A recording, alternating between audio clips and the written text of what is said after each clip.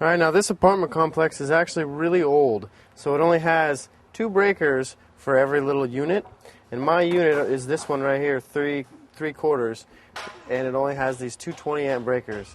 So this is all I really have to do.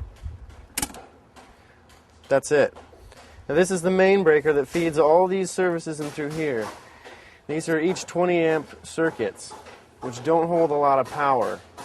So these apartment complexes trip this breaker a lot, especially when I turn my air conditioner on and I have my microwave going and then I try and vacuum.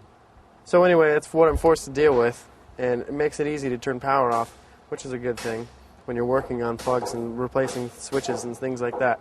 So now we'll go back inside and work on that plug.